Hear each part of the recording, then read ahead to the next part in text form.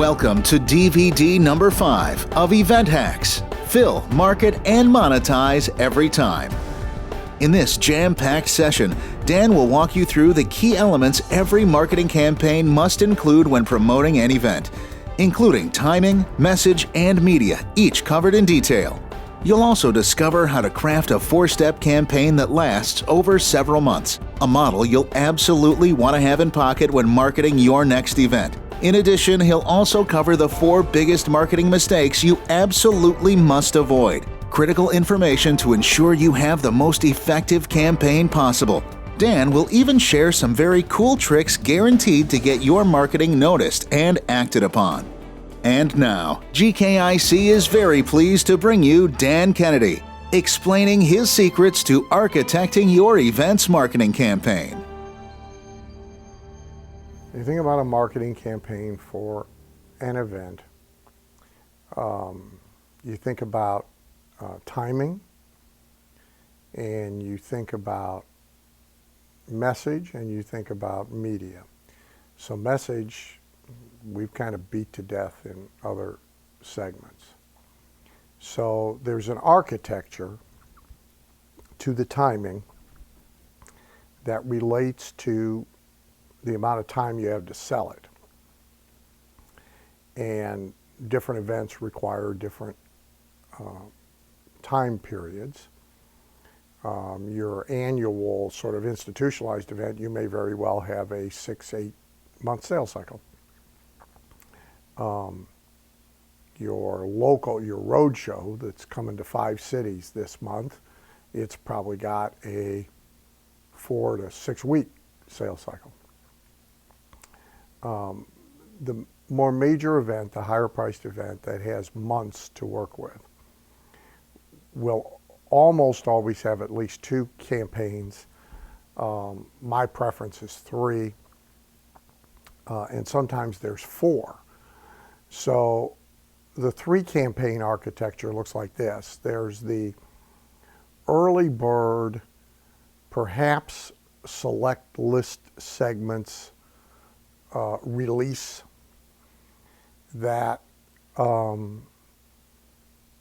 is of the, look, we're having an event, here's what it is, here's where it is, here's when it is, here's what it's about. We don't even have everything totally figured out yet. So-and-so speaking and so-and-so speaking, there's going to be 14 other speakers, we don't even know who they are. Here's why it's important for you to be here. If you'll register now, all these many months ahead, without getting a fancy brochure and without us knowing everything that's going to occur minute by minute, person by person, you can save X amount of money. You can get these bonuses that no one else will get. You can put it on easy pay and pay it in 10 easy installments, et cetera, et cetera. So there's that campaign. And that may be 3 weeks to a deadline. It may be 4 weeks to a deadline. It depends on what the total time frame is you have to work with. The second campaign is then what I think of, what most people will have as the whole marketing campaign, which is we've got the box built, we've got every speaker, we got all their bios, we got our agenda, we got everything that's going to be going on. We know there's going to be a barbecue out by the pool. We got everything worked out. And we've got our fancy pants brochure, and we've got our sales letter, and we got our website, and we got every marketing piece that we need, and we run that campaign against a deadline or maybe 2 or 3 deadlines with discounts and bonuses coming and going as we do. Then the third campaign sometimes isn't needed, but often it is. And that's the, now instead of early bird, the late bird campaign. There's only X number of weeks left. There's a limited number of seats left. You've been procrastinating. There's a very commonly used driving distance campaign. Hey, look, people are coming from Botswana, and they're coming from Bermuda, and they're coming from Brooklyn, and we're in LA, and here you are 8 blocks away, and you're not registered. So there's those campaigns. Often these will be, if they need to be, they'll be deal-making campaigns, which means they have to be directed only to certain people and cannot be online revealed. So if you're going to say to this particular group, you can pay less, we'll roll your registration fee back to the early bird pricing. If you're going to say to them, we'll let you pay after the event. If you're going to do a name your price, kind of price line promotion, if you're going to do a bid and 10 people are going to get to come at the 10 highest bids, et cetera, et cetera. That will be done in that third campaign.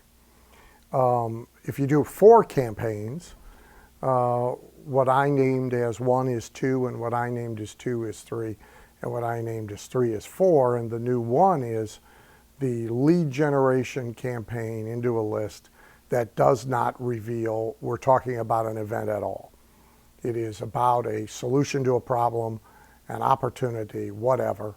It is just getting hands raised about that, then only subsequently shifting into the way you get that is by coming to this event. So that's sort of the architecture of these campaigns.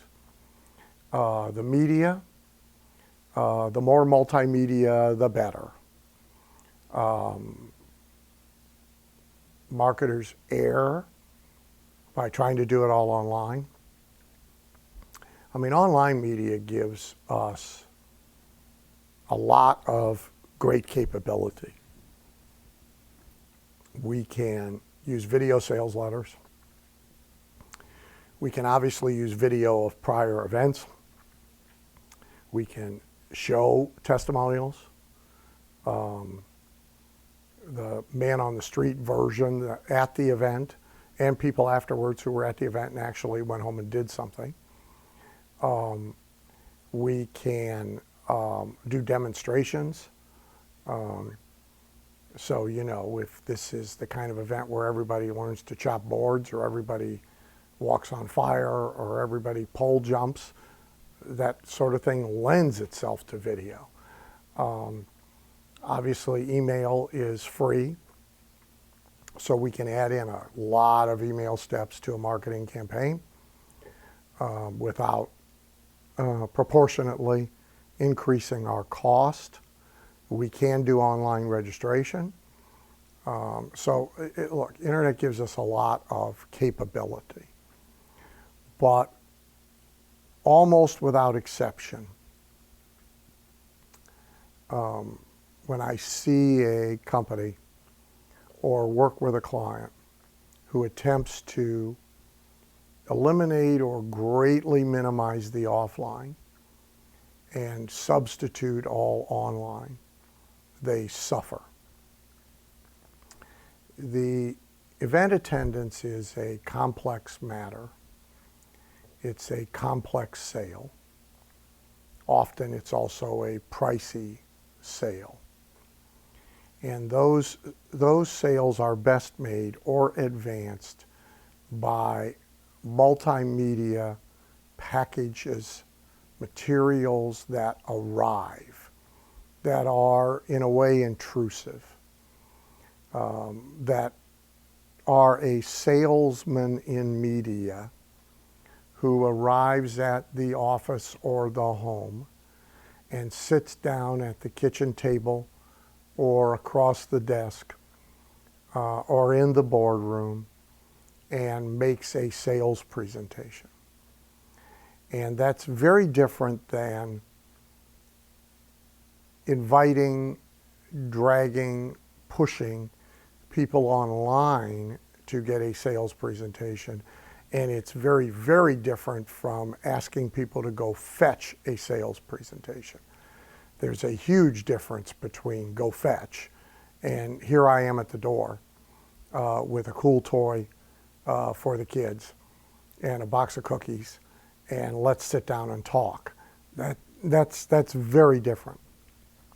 So multimedia is print, it's audio, which may be consumed in bits and pieces and in non-dedicated ways, meaning listen to it in the car while I drive back to and from work, listen to it on earbuds while on treadmill, listen, et cetera, et cetera.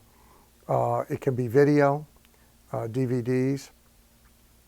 And what you have to understand about this kind of media generally,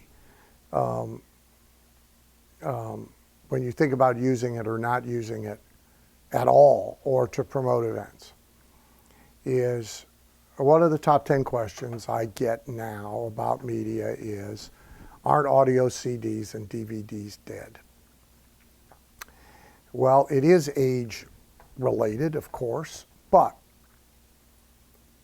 it definitely is not dead all the way down to Gen Xers, and here's how we know. Because Disney, who is not run by morons, everybody at Disney can count.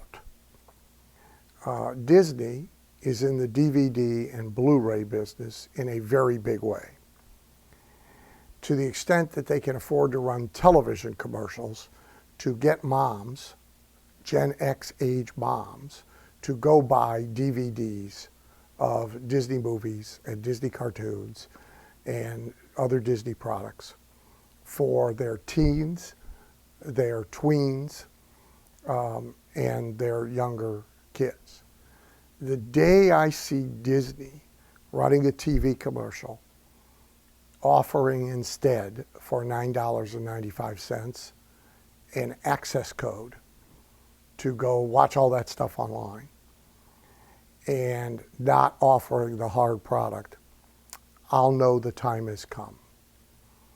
The minute you see the biggest direct response advertisers in the world,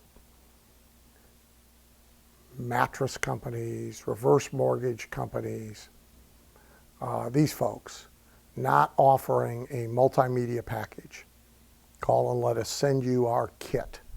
And the kit is a folder, it's got a DVD in it, it may have an audio CD in it, it's got, the minute they're saying, call and we'll give you the access code, and you could go fetch all this stuff online, I'll know the day has come. Until then, they're right and you're wrong, if you happen to think that this stuff is dead. Second thing you need to know is it's consumed differently. And that's why hard goods still sell a lot more than do digital presentations of the same messages. Because buying, in this case registering for an event, is a function of sequential commitment. So let's think now about a movie. If we go to the theater to see a movie, and this is a chief reason now why I don't want to go, because I don't want this much commitment. If we go to the theater to see a movie, we get a babysitter. It's date night. Probably because it's date night, afterwards, she shaved her legs. We got a clean shirt on.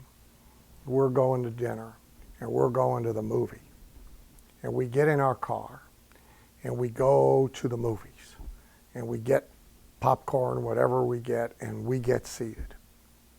And it's a really crappy movie. Most people stay to the end. Hardly anybody leaves early. But most stay for a long time because of the commitment they made going. I can recall the worst movie ever made. It's not Ishtar. Most people guess Ishtar. The worst movie ever made. It's At Long Last Love. It stars Burt Reynolds and Sybil Shepherd, and God help us, it's a musical. This was in Burt Reynolds' heyday, by the way. A male friend and I went to the movie in the middle of the day. We both drove there to meet up there. We got our popcorn. We are determined to watch a Burt Reynolds movie. And we watched this sad, pathetic thing to the bitter end. Had I been home, I'd have clicked out of it in 10 minutes. So now we step down to the next level of commitment, which is a DVD. To watch a DVD, we had to put it in something. We got our popcorn. We got our cup of coffee. We got our beer, whatever it is we got. We settled in to watch this thing. We had to put it in something, and when we stop it, we're going to have to take it out of something. It's not the movie theater, but it's a damn sight higher level of commitment than is click on, click off. So this is consumed differently. Also, online now, presentations, depending upon the nature of the presentation and the nature of the audience, somewhere between 30% and 60% of it is being consumed on mobile. Small screen, lots of distractions. They're watching it at Starbucks while they're standing in line, continuing to kind of watch it while they are ordering their coffee that requires 15 minutes to describe before they can get it. They're watching it while they're walking across streets. They're watching it while they're at a football game between plays. They ain't sticking a DVD in that mobile device. That's not how they're consuming a DVD. So these things are consumed differently. And buying almost everything, but definitely buying an event, is a result of sequential commitment. And so I raised my hand maybe and asked for information, or I didn't. I got this package, which I decided to keep and not throw out. I opened it. It had multiple components, which I spread out on my table or my desk or the couch next to me. Then I committed to read, to watch, to listen in a dedicated manner. I am getting ever more committed to the point that I will make the commitment to buy. The less commitment you create in each step of the process, the harder it is to get the final commitment that you want. So there's an architecture to this. There's a multimedia aspect to this. Then you decide what to do with every media. I mean, audio obviously can be a monologue. It can be me literally telling you why you should be at this event. It can be an interview. It can be a faked interview that sounds like it happened on some kind of real show. It can have testimonials. It cannot have testimonials. It can have excerpts of the speakers you are going to hear. So there's a lot that can be done with audio. Similarly, there's a lot that can be done with video. Now, don't misunderstand. I'm not making an argument that any or all of that does not find its way into online media during the course of the entire marketing campaign. That's not the case I'm making. I can make that case, but that's not the case I'm making. The case I'm making is that not delivering it as hard media, as offline media, is a grievous error. Now, it is the most grievous error if your audience is boomer and senior.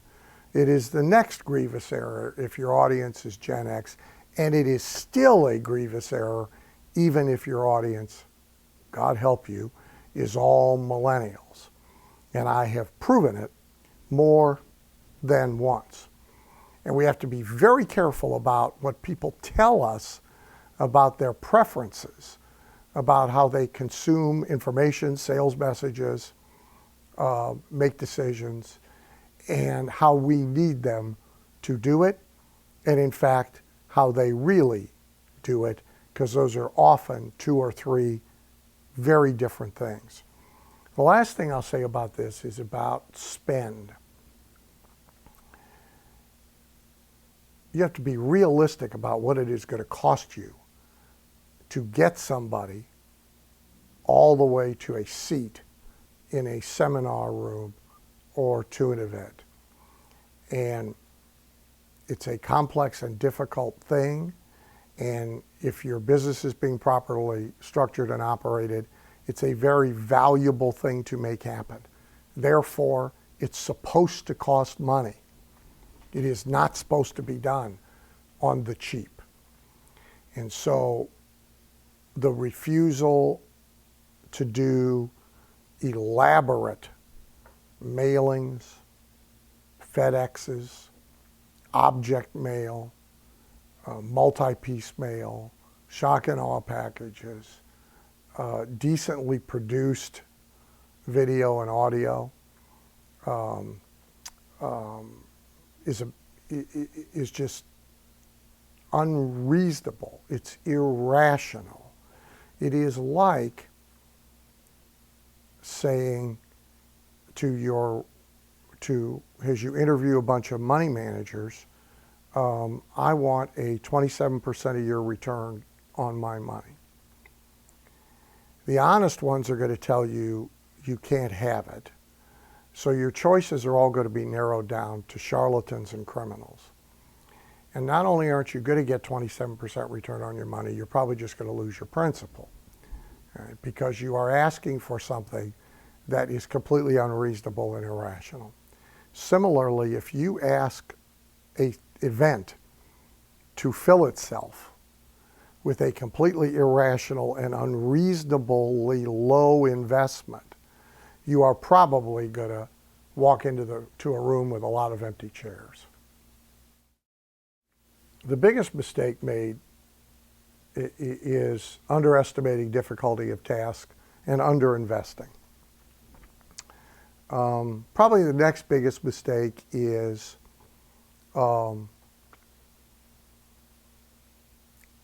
irrelevance, is not really working to make the event, every aspect of the event, every speaker at the event, every subject at the event as specifically relevant as possible to the audience you want to attend. So I used to speak a lot, I speak a little now, but I speak at a lot of other people's events, and most of them are niched. So if you look at GKIC and you think about in terms of our super conference, for example, that's a mixed breed of dog event. So there's pastors, there's veterinarians, there's llama farmers, there's insurance agents, there's restaurant owners. Go through the alphabet, you name the business, we probably got somebody from it in the room. We have small, we have medium-sized, we have really big. We have John Doe dentist with a single doctor practice in a town of 600 in Arkansas. We have Dr. Burleson with 5 orthodontic practices. So it's big and broad and fuzzy. If I go speak for somebody in a niche, for Burleson, it's going to be all orthodontists. For Craig Proctor, it's going to be all real estate agents. For Chris Murray, it's going to be all child care center owners. For Marty Ford, it's going to be all music academy owners. So when I give myself to them, I dredge up and give them only the testimonials that I give Burleson only testimonials from orthodontists or from dentists. I give Marty only school owners. Now, I don't have that many music school owners, so I got to throw in dance school owners and martial arts academy owners, but Those are testimonials that he can use to make me more specifically relevant to his audience. And now that is with everything. So a client of mine, Pharmacy Development Services, at their last event, one of their speakers, I forget her name, Jennifer, I don't remember her last name. She's the Chief Happiness Officer at Zappos. And the audience is a bunch of independent pharmacy owners. Well, her generic story, here's, first of all, it's Zappos. Oh boy, that's exciting. And we have a Chief Happiness Officer, and that's why we have such great customer loyalty and all of that. Actually, it's because they'll let you order as many pair of shoes as you want, try them all on, and ship them back for nothing. I guess that's where the happiness comes from, and that's not really duplicatable in a business, not a wash in venture capital, but that's a long conversation that we don't need to have here. But so the risk here is that the pharmacy owner says, well, that's nice, and I guess it would be interesting to hear her, but what the hell does that have to do with me and my 3 pharmacies in Northeast Ohio competing against Walgreens, CVS, Costco, and Walmart? And that's a big risk, right? And so the lack of specific relevance in every part of the event and the event story is a big flaw. It's a big mistake. And it's part and parcel of underestimating the task. And in a way, underinvesting. Because sometimes, for example, you hire a speaker like that. For their stated fee, you get the speech, and that's all you get. Well, what if we need a teleseminar with her as part of the marketing? What if we need her to take pictures with people? And all that's a la carte. Are we going to spend the money for that? Are we not going to spend the money for that? Let's say we have a poster child who, because of being at last year's version of this event, started a peacock farm and made $1 million. Well, we can just put them on audio. We can have them send us pictures of peacocks. We can have them do a shitty video with their smartphone of their peacock farm. Or we can actually put a good video crew on an airplane, send them to the peacock farm to get the guy's testimonial in the middle of his peacock farm with peacocks walking all over the place. Will we spend the money? So underinvestment and underestimating the difficulty of the task and a lack of specific relevance are probably the 3 biggest mistakes. A fourth that happens all the time, which all falls in the underestimating difficulty of the task, but is not allowing enough time, is people start too late to sell out an event. And people with complex marketing businesses sometimes do that because they don't want any overlap. They're afraid of the campaign for this event overlapping and occurring at the same time as a campaign for this service or this product or this thing. And so they wait till this is done, and then they start this, and they wait till this is done, and then they start this, and they get themselves into time problems. It takes a lot of steps. Not to get the first few seats filled, but to get the last few seats filled. It takes a lot of steps, and that requires an ample amount of time. The recycling of sales content from event campaign to event campaign to event campaign is perilous.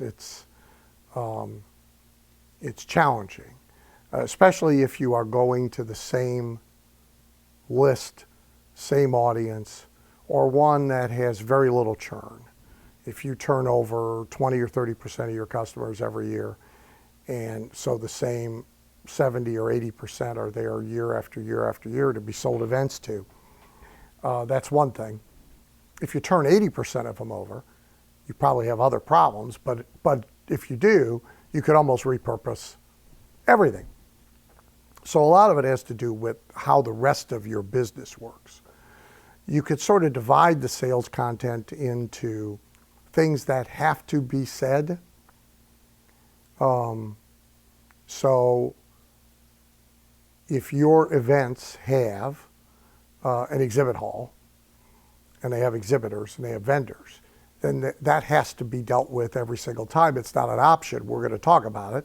And there's always so many ways to describe the virtues of being able to walk the hall. So that copy can get repurposed, reused with just sort of a light touch of change. It may be thematic. So if you theme your events, and this year's a Star Wars theme and next year's a Pirates theme, that copy can just get tweaked to be the galaxy of expert vendors versus the treasure trove of expert vendors. But the rest of the copy could kind of stay the same. If you have an award ceremony, there's only so many things you can say about an award ceremony. So that copy has sort of long life with minor tweaks. Excuse me. The hazard is in the stuff that should be variable. The speakers, the reason for the event, which is best if it is timely, responding to threats and or opportunities. The conditions on the ground that this market, this audience is experiencing in their profession or their industry or their field. News, current events, world events, national events.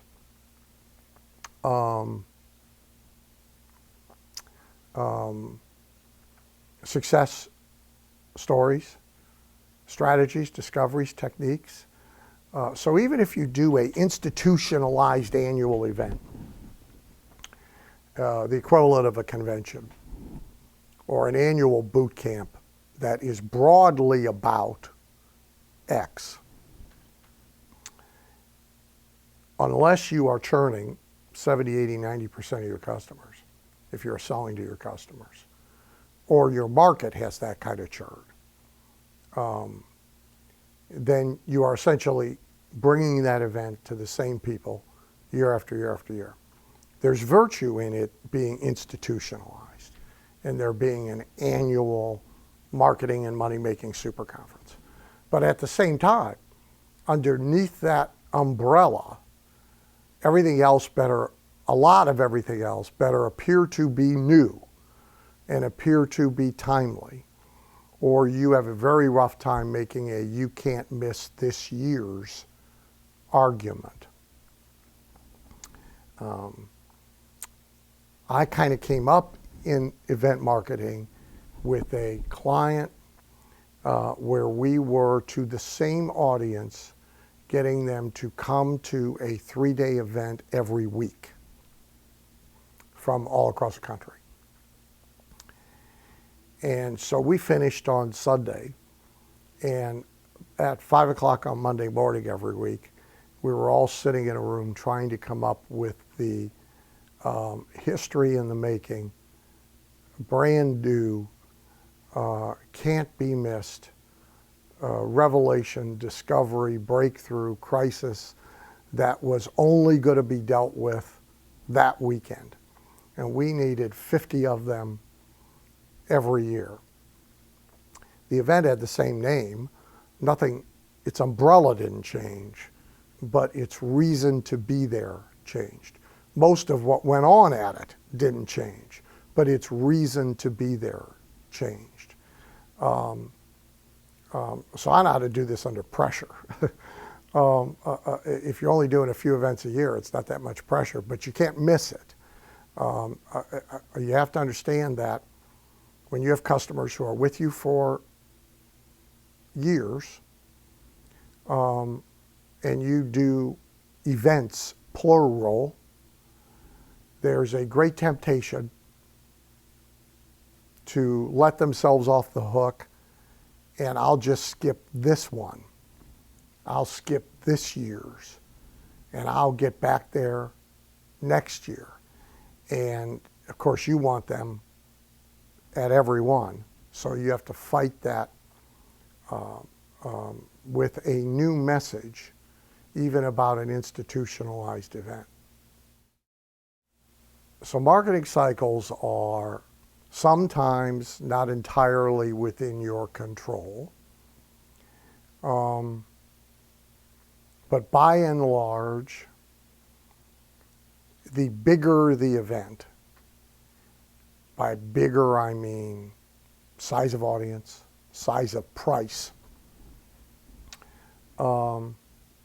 importance to you to have well attended, the bigger the event, the longer the marketing cycle you want, because you want time to do a lot. It isn't really the time, it's the fact that you want to do 56 steps in order to sell that event. And if you only have 56 days, you are dissipating the impact and effectiveness of all 56 things you do. You're probably annoying people. You're overly intrusive. You can't really tell what's working and what's not working, so that doesn't help you for the next time around. So it isn't really the time, it's the amount of stuff you want to do and how much time it takes to reasonably do that stuff. The more they will travel, the more time you want from getting them sold to when they have to move. Most people object to buying airline tickets inside 30 days because they know they pay more. Most people plan their lives 90 days and more, and they have stuff on their calendars, family events, business stuff, and so forth. So now this comes with, by the way, the necessity to do an entire process to keep them registered after they register and to get them to show up.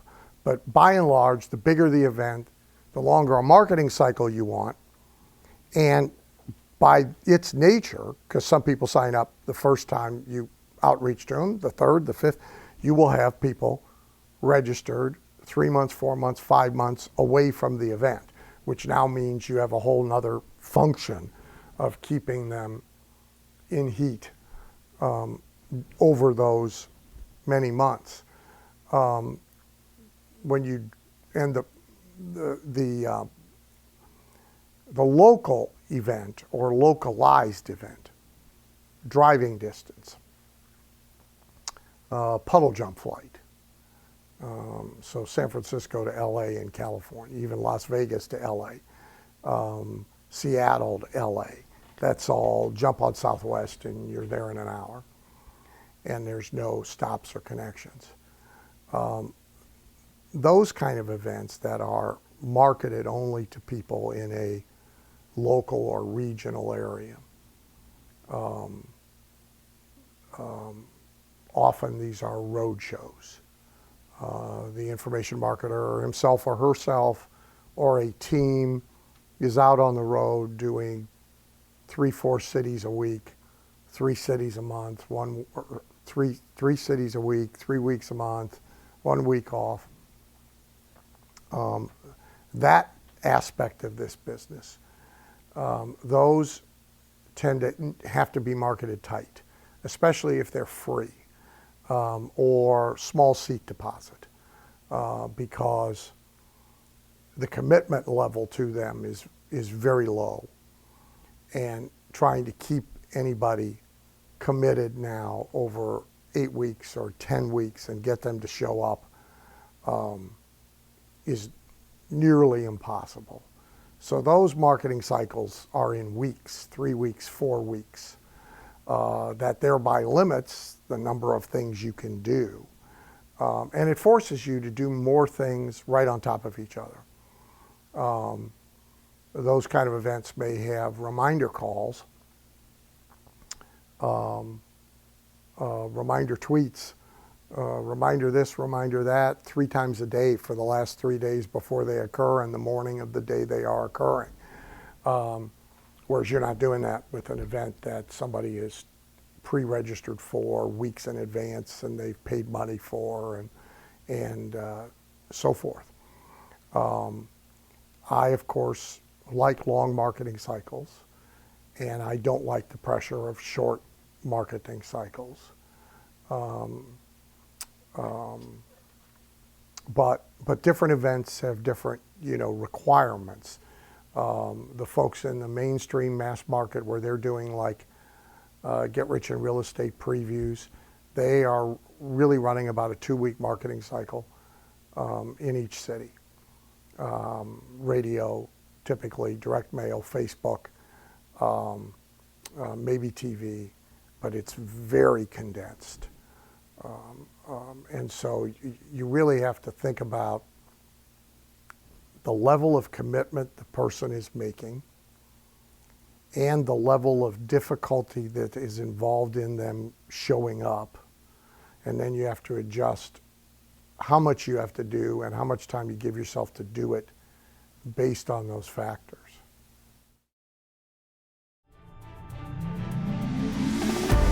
I'm sure by now you realize there's a fairly complex blend of considerations when architecting an effective marketing campaign for your event. On our next session, DVD number 6, Dan Kennedy explains the key factors that must be considered to identify the right mix of media in promoting your event. And not only will he describe these in depth, he'll also walk you through the variables that shape a customer's total value, and it's way beyond the simple fee you collect when he or she buys a ticket to get in the door. This is a critical number that you must understand thoroughly to succeed in the event business. You need this information, so make sure to watch soon. And thank you once again for listening to this GKIC program.